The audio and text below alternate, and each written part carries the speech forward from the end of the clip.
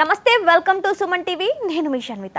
ఈరోజు మనతో పాటు triple professor, head of the department MGI college, doctor P Ram Kishore garu మనతో పాటు ఉన్నారు. సార్తో మాట్లాడి ట్రిపుల్ఈకి సంబంధించి ఫుల్ డీటెయిల్స్ తెలుసుకుందాం. Hi sir, welcome to Suman TV. నమస్తే అండి.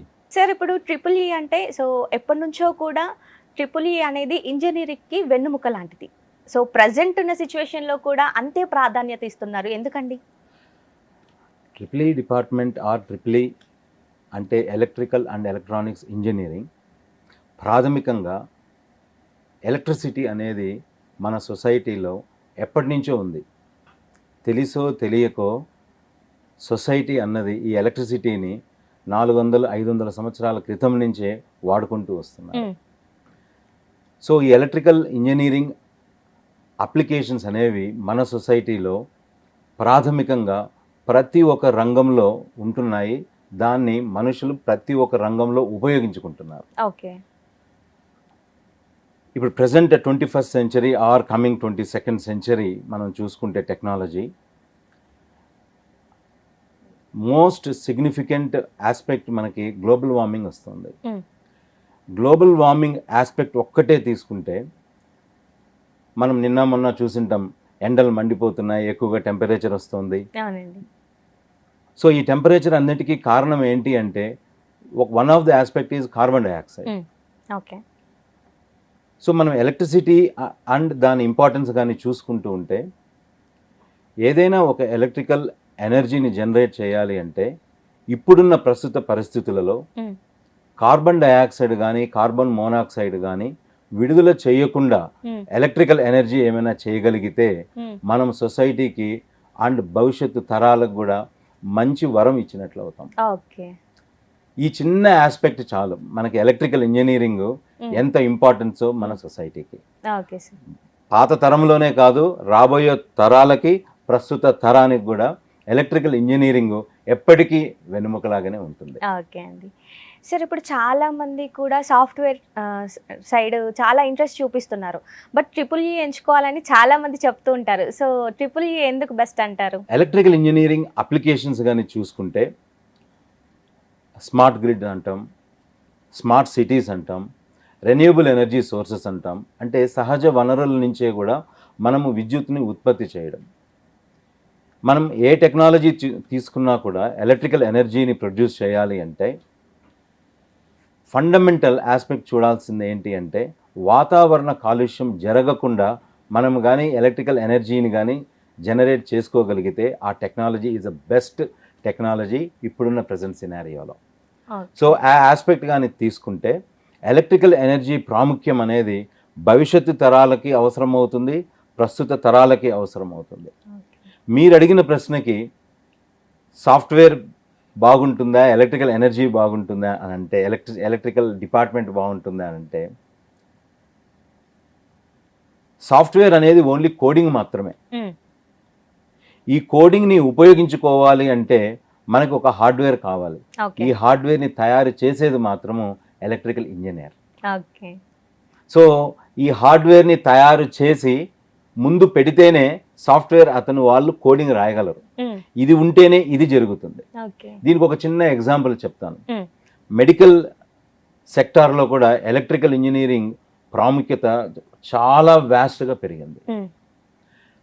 ఒక ఎగ్జాంపుల్ కానీ తీసుకుంటే గుండె యొక్క హార్ట్ బీట్ 70 నుంచి 72 ఆరోగ్యవంతులకు కొట్టుకోవాలి.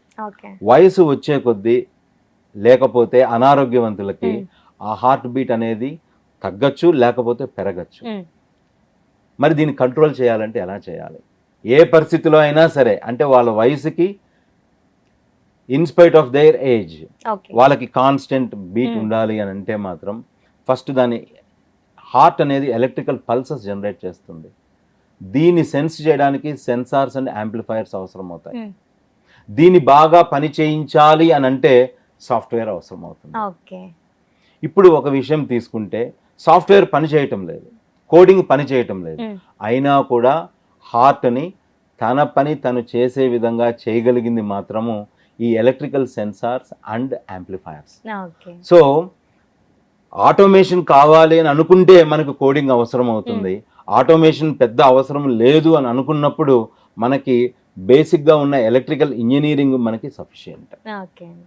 సో ఎలక్ట్రికల్ ఇంజనీరింగ్ ప్రాముఖ్యత మనం ఎనర్జీ సెక్టార్ తీసుకున్నా, హెల్త్ సెక్టార్ తీసుకున్నా, రెన్యూబుల్ సెక్టార్ తీసుకున్నా, ఎలక్ట్రిక్ వెహికల్స్ సెక్టార్ తీసుకున్నా, ఏఐ అనేది ఆర్టిఫిషియల్ ఇంటెలిజెన్స్ కానీ సాఫ్ట్వేర్ కానీ ఏదైనా మనం ఉపయోగించుకున్నప్పుడు అది ఒక ఆటోమేషన్కి అవసరం అవుతుందే కానీ బేసిక్గా ప్రాథమికంగా హార్డ్వేర్ రూపంలో ఉన్న ఎలక్ట్రికల్ని మాత్రము ఏ టెక్నాలజీ కూడా రీప్లేస్ చేయలేదు.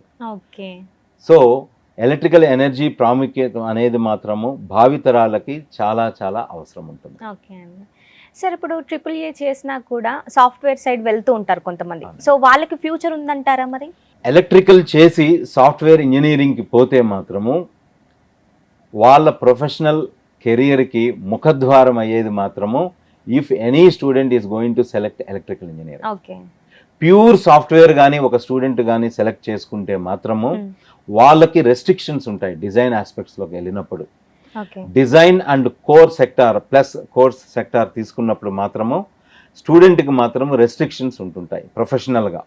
సో ఏదైనా ఒక స్టూడెంట్ ప్రొఫెషనల్ గ్రోత్ కానీ ఉండాలి బాగా అంటే మాత్రము కోర్ ఇంజనీరింగ్ సబ్జెక్ట్ తీసుకొని దాన్ని ఆటోమేషన్ చేసుకోవడానికి కావలసిన ప్రాథమిక అంశాలు కోడింగ్ నేర్చుకుంటే చాలు. ఓకే. సో మీరు రీసెంట్గా తీసుకున్న JoSAA counselling for JEE advanced all India 58th rank నుంచి 2000 ర్యాంక్ లోపల ఎక్కువగా తీసుకున్న కోర్ ఇంజనీరింగ్ ఆప్ట్ చేసినది స్టూడెంట్స్ ఎలక్ట్రికల్ ఇంజనీరింగ్. ఓకే. వాళ్ళని ఆ విద్యార్థుల్ని మీరు పోయి అడిగితే వాళ్ళు చెప్పే ఆన్సర్ కూడా అంతే. కోర్ ఇంజనీరింగ్ అనేది అందరికీ రాదు, కోడింగ్ అనేది అందరూ నేర్చుకునే వెసులుబాటు ఉంటుంది.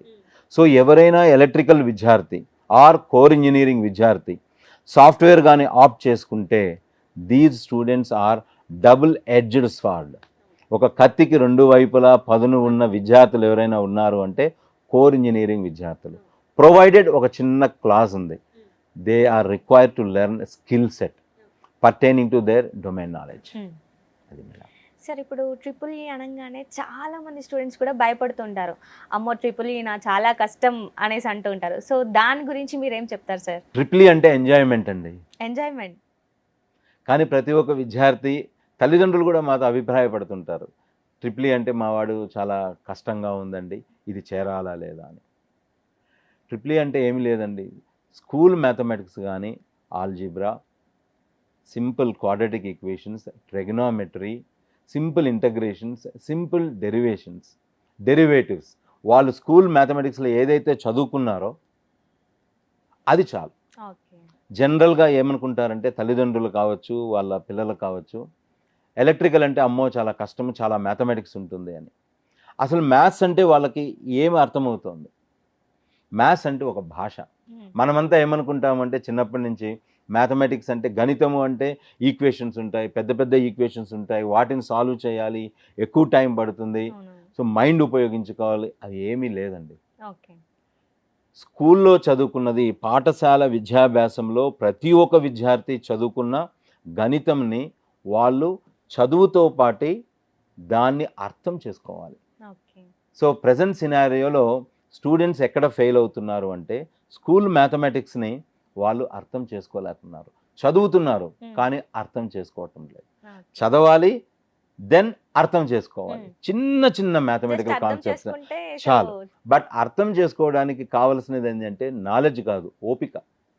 ఓపిక ఉంటే ఏదైనా చేయొచ్చు అంటారు. అయితే ఓపిక ఉంటే ఎంత పెద్ద గణితమైన ప్రాబ్లం అయినా మనం చేసుకోవచ్చు. కానీ ఎలక్ట్రికల్ చదవడానికి మాత్రము కావాల్సింది మాత్రము ప్రాథమికంగా వాళ్ళు పాఠశాలల్లో చదివింది మొదటి క్లాస్ నుంచి 10th క్లాస్ వరకు వాళ్ళు ఏవైతే చదివారో ఆ మ్యాథమెటిక్స్ చాలు, వాళ్ళు దాన్ని అర్థం చేసుకుంటే చాలు. సో మ్యాథమెటిక్స్ అనేది భాష అనేది వాళ్ళు ఎప్పుడైతే అర్థం చేసుకుంటారో ఆ భాషలో ఉన్న టాపిక్సే ఇవన్నీ, vectors, scalars, derivatives, integrations, trigonometry, algebra, ఇవన్నీ ఆ భాషలో ఉన్న సబ్ టాపిక్స్. ఈ భాషను ఉపయోగించి వాళ్ళు భౌతిక శాస్త్రంలో స్కూల్లో ఏదైతే నేర్చుకున్నారో అవి చేసుకుంటే చాలు. మ్యాగ్నెటిజము, ఛార్జ్ అంటే ఏంటి, ఎలక్ట్రిసిటీ అంటే ఏమిటి, డైనమిక్స్ అంటే ఏంటి, చిన్న మెకానిక్స్ అంటే ఏంటి, వెలాసిటీ అంటే ఏమిటి, యాక్సలరేషన్ అంటే ఏమిటి అని ఈ భాషను ఉపయోగించి ఈ ఆస్పెక్ట్స్ ఫిజిక్స్లో నేర్చుకున్నవి వాళ్ళు అర్థం చేసుకోగలిగితే చాలు. అందుకే విద్యార్థులు ఎప్పుడూ చదవకూడదు, చదువుతో పాటు చేసుకోవాలి. అర్థం చేసుకోవాలి. ఈ అర్థం చేసుకున్నది దేంట్లో అర్థం చేసుకోవాలి అని అంటే వాళ్ళ మాతృభాషలో. ఓకే. స్టూడెంట్స్కి ఇప్పుడున్న పరిస్థితుల్లో మేము గమనిస్తున్నది వాళ్ళకి ఇంగ్లీషు రావటం లేదు, వాళ్ళ మాతృభాష రావటం అవును. లేదు. సో వాళ్ళు ఎంత ఇంటర్నేషనల్ స్కూల్ అయినా చదవనివ్వండి, వాళ్ళు ఒక టెక్స్ట్ బుక్లో ఒక పేజ్, ఒక పారాగ్రాఫ్ చదివి దాన్ని వాళ్ళ మాతృభాషలో వాళ్ళు ఏమైనా ట్రాన్స్లేట్ చేయగలిగితే చాలు. అర్థం చేసుకొని ట్రాన్స్లేట్ చేయగలిగితే వాళ్ళు ఏ ఇంజనీరింగ్ అయినా పనికొస్తారు. ఓకే. అర్థం చేసుకోకుండా మీరు ఎంత చదివినా, ఓపికతో ఎంత చదవకపోయినా ఏ ఇంజనీరింగ్ అయినా కష్టమే. Okay sir. అది అండి. సార్ ఇప్పుడు స్టూడెంట్స్ అకాడమిక్గా ది బెస్ట్ ఉండాలంటే మీ సైడ్ నుంచి ఎలాంటి సపోర్ట్ ఉంటుంది సార్? మా సైడ్ సపోర్ట్ స్టూడెంట్కి అన్నప్పుడు ఫస్ట్ మేము ఇండస్ట్రీ రిక్వైర్మెంట్ బట్టి, అంటే ఒక విద్యార్థి ఒక ఎలక్ట్రికల్ డిపార్ట్మెంట్లో కానీ ఒక ఎలక్ట్రికల్ ఇంజనీరింగ్ కోర్సు కానీ చేరుతున్నారు అనుకుంటున్నప్పుడు అతనికి 4 ఏళ్ల తర్వాత అతను ఇండస్ట్రీలో ఎంప్లాయబిలిటీ రెడీగా రావాలి అంటున్నప్పుడు అతనికి ఏం అవసరమో అనుకొని మేము అతను మొదటి సంవత్సరంలోనే మేము గుర్తించి అతనికి ట్రైనింగ్ ఇవ్వాలి. ఓకే.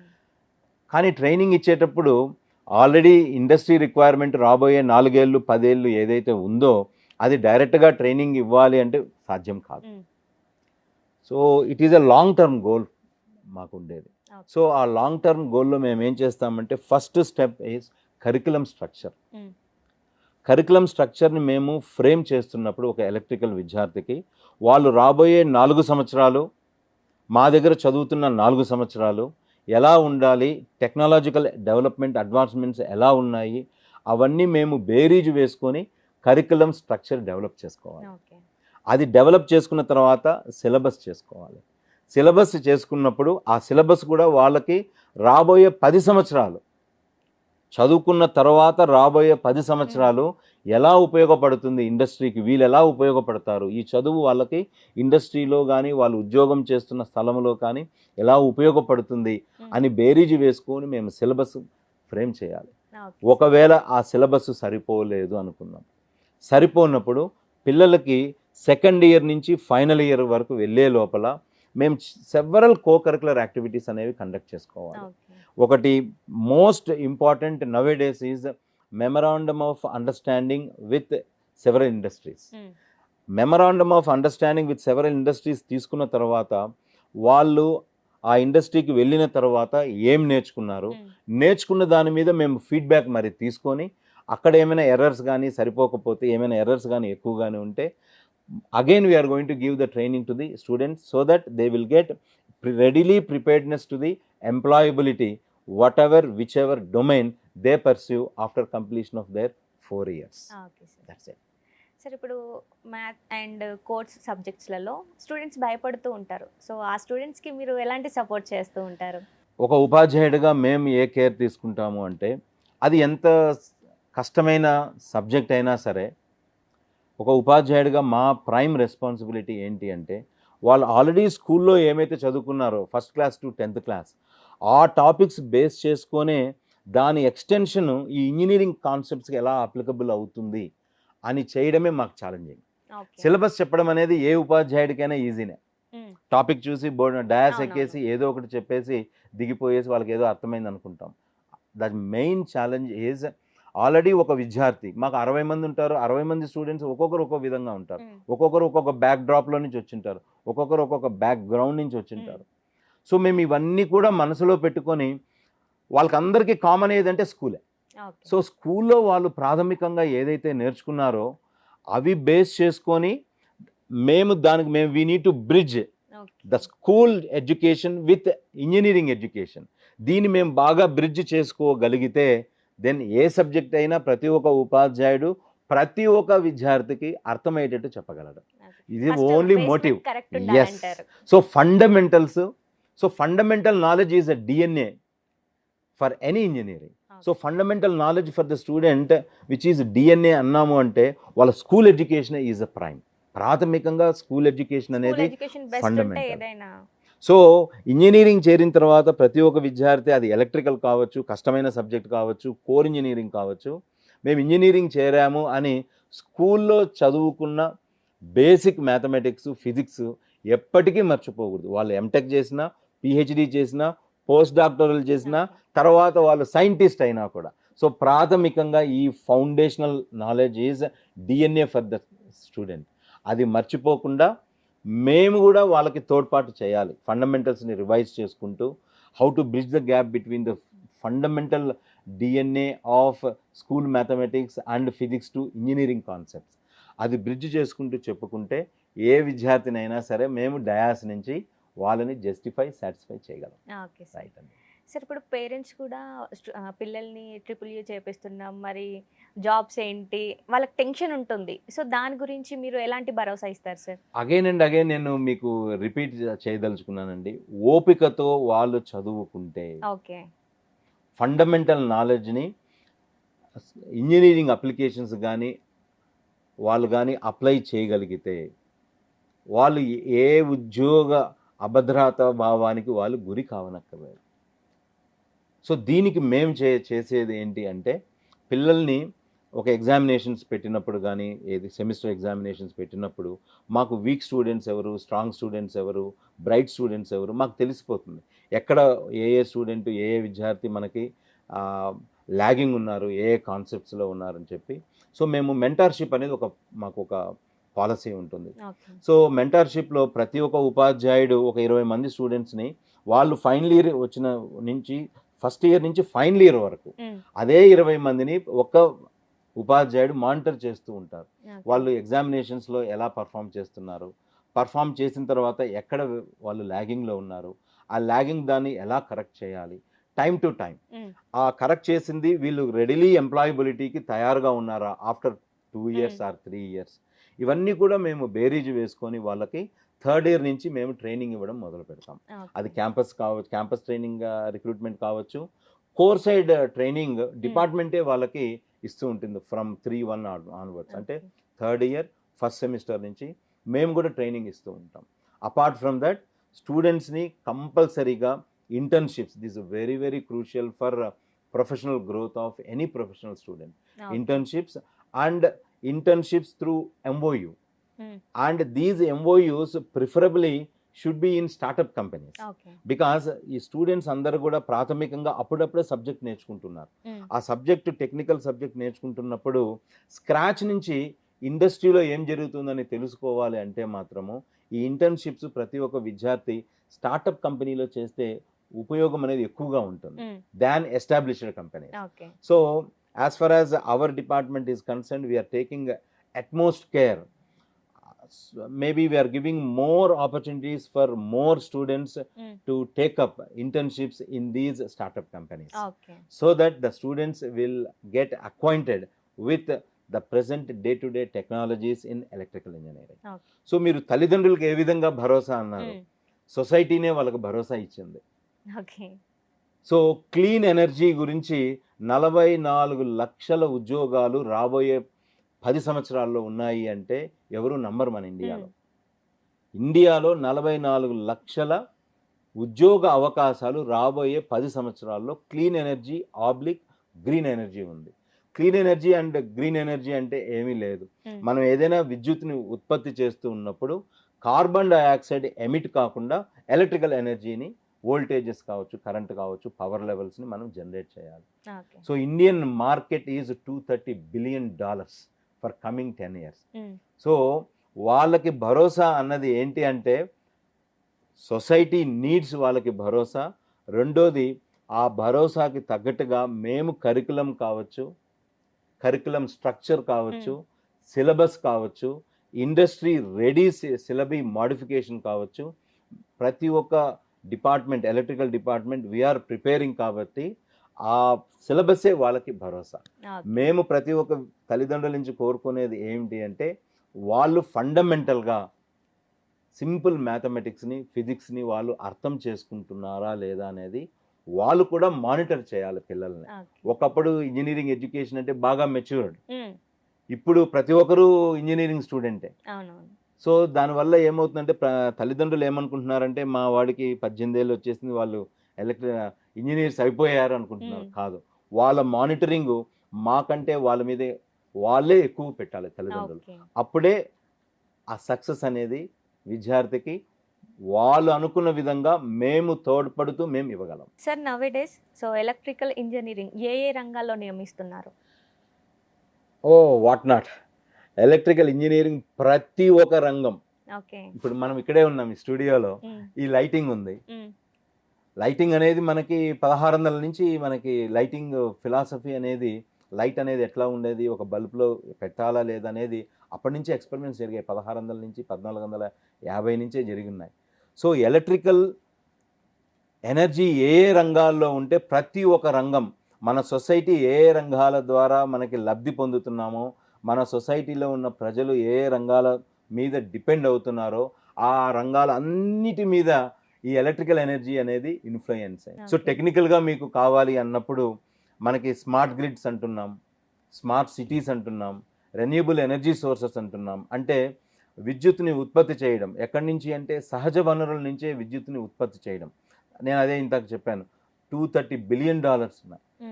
సో ఇంకా గవర్నమెంట్ సెక్టార్స్ ఉన్నాయి, all government sectors, BHEL, NTPC, you are having ISRO, DRDO, what not. Every public sector is having providing the opportunities for electrical engineers. Okay. Every private sector, me companies కావాలంటే ABB ఉంది, Schneider ఉంది, షిన్లర్ ఉంది, Crompton Greaves ఉన్నాయి.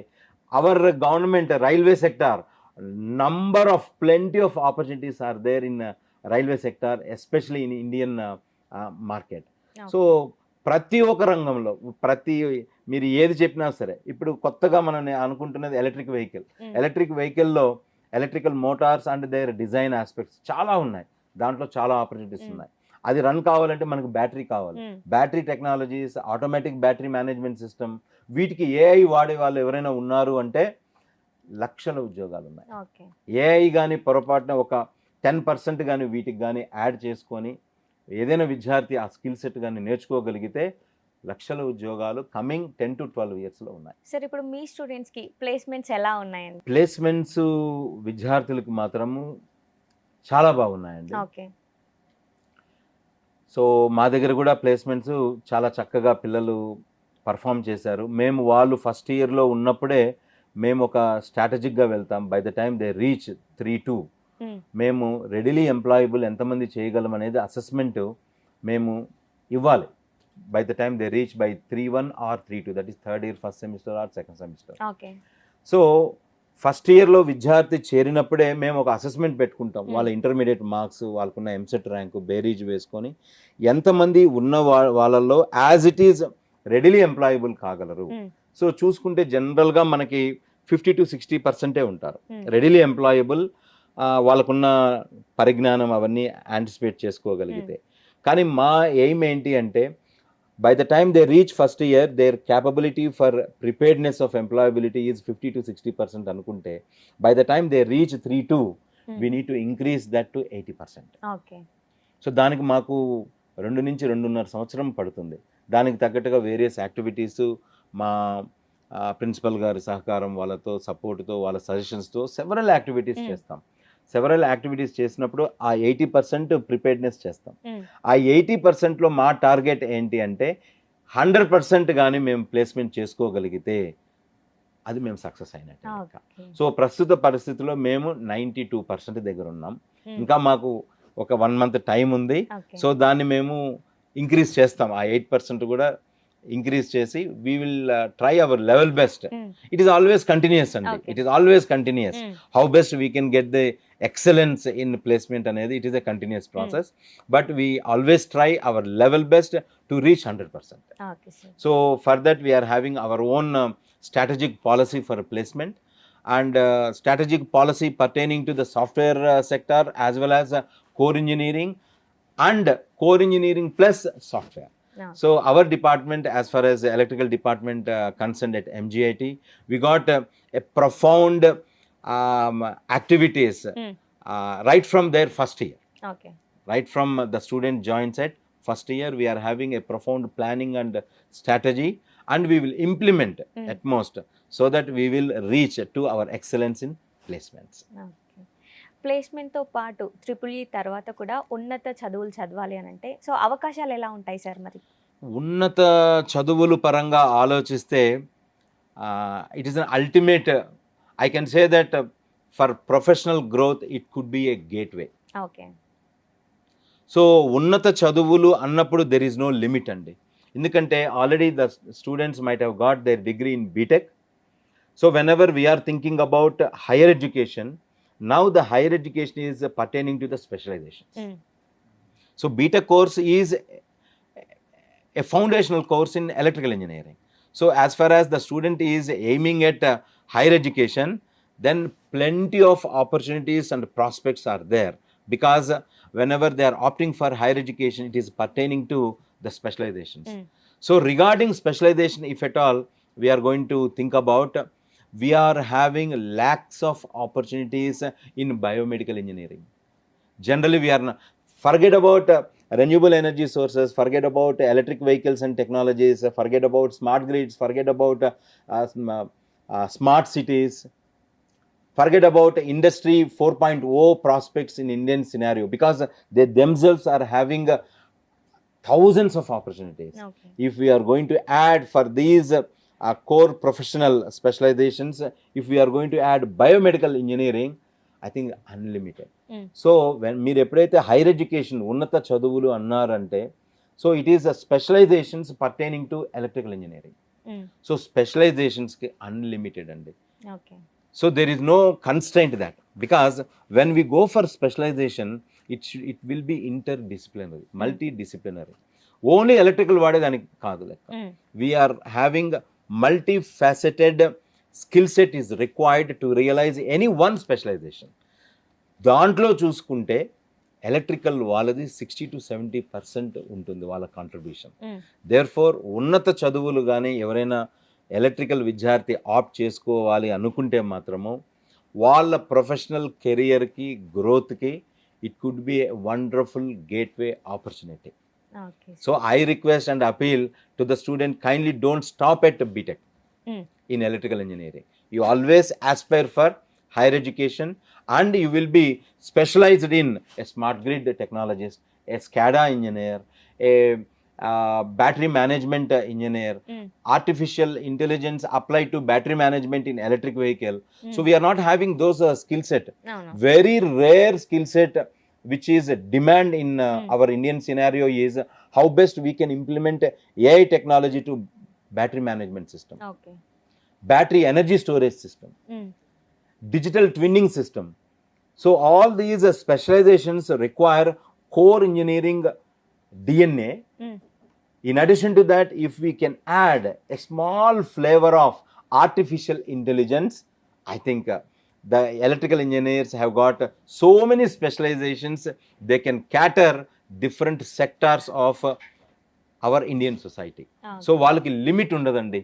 ఎందుకంటే ఉన్నత చదువు అని అంటే మాత్రము వాళ్ళు ఆప్ట్ చేసుకుంటే మాత్రము, especially in IITs and NITs, especially in IITs and NITs కానీ తీసుకుంటే అన్లిమిటెడ్ అండి, అన్లిమిటెడ్. వాళ్ళు కూడా ఇమాజిన్ చేయరు, ఒకసారి చేరిన తర్వాత కానీ ఓహో ఇలా ఉంటుందని వాళ్ళకు కూడా అప్పుడే గ్రహించగలరు. అంత లిమిట్, అంత బ్రాడ్ స్పెక్ట్రమ్ ఆఫ్ ఆపర్చునిటీస్ ఉన్నాయి వాళ్ళకి.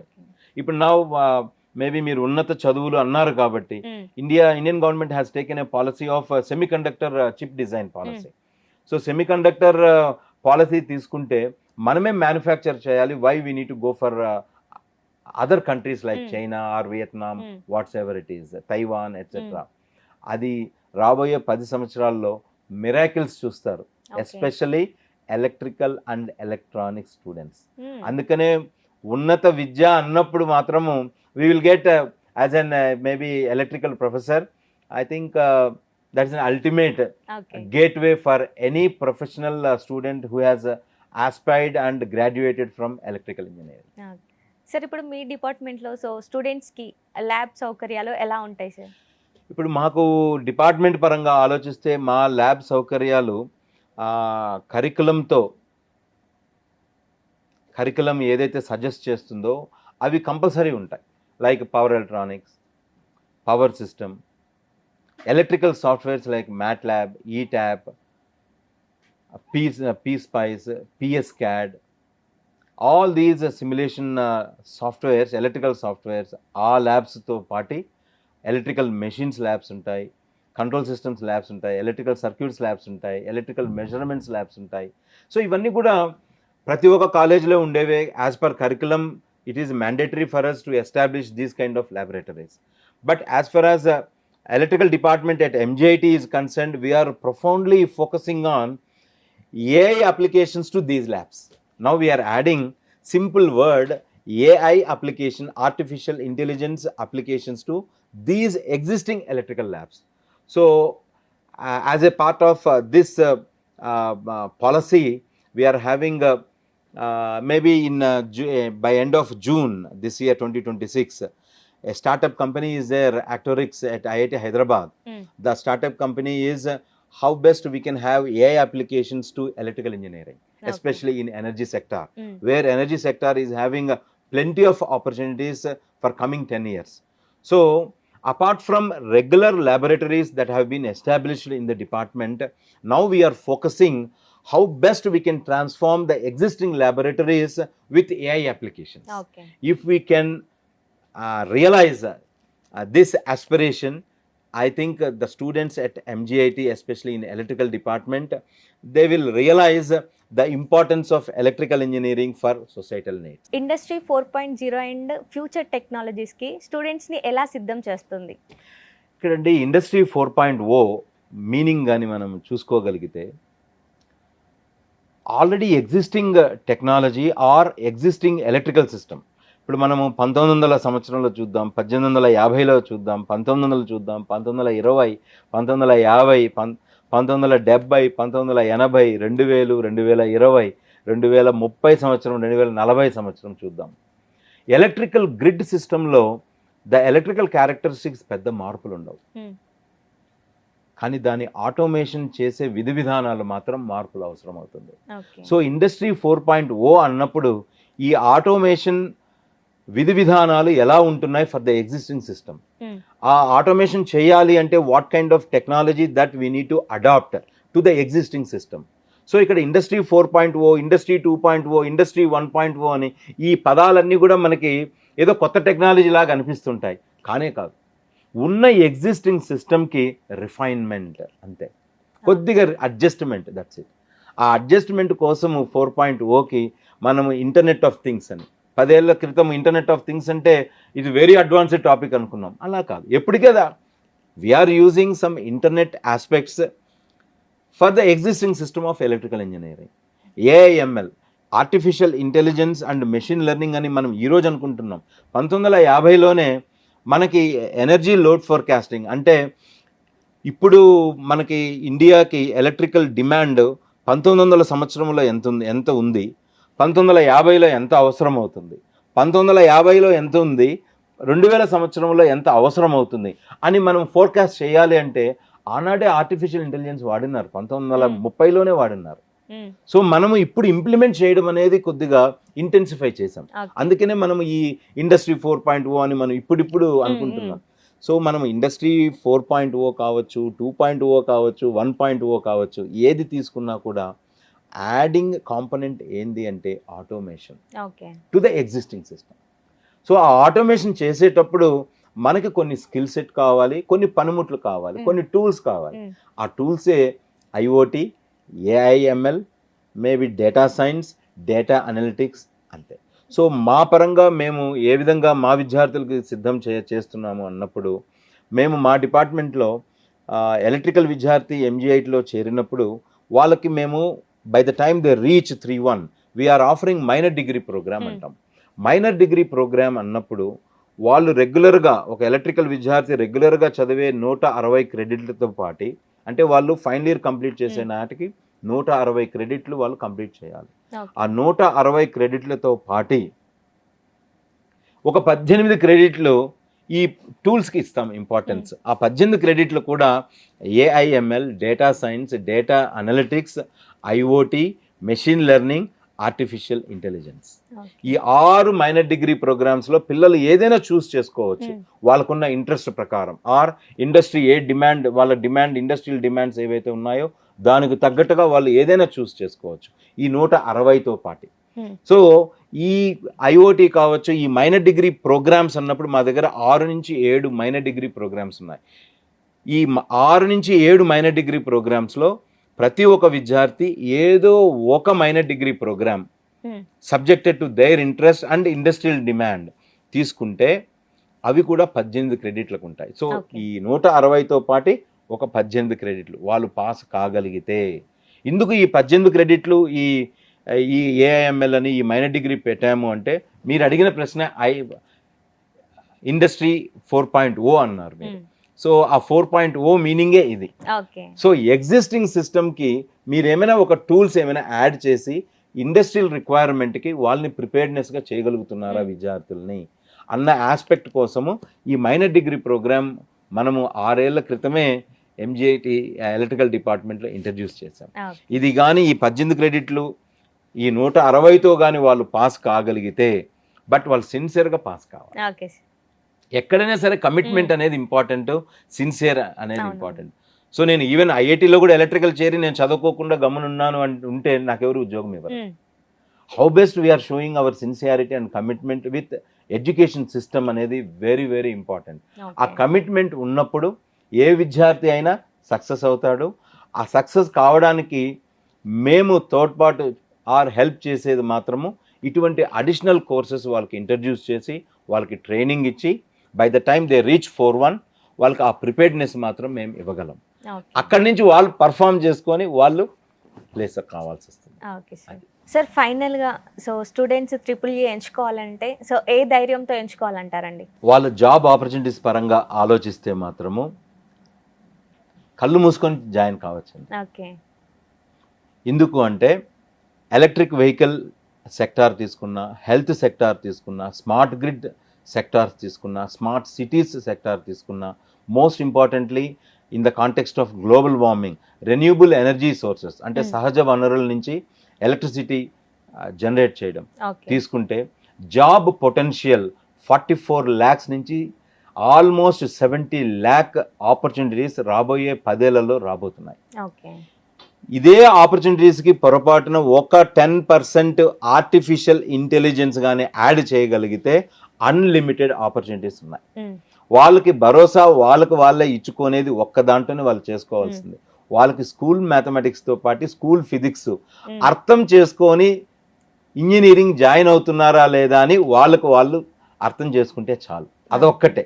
చేరిన తర్వాత ఓపిక్గా ఎలక్ట్రికల్ ఇంజనీరింగ్ నేర్చుకుంటే there are unlimited opportunities in electrical engineering for coming 10 years.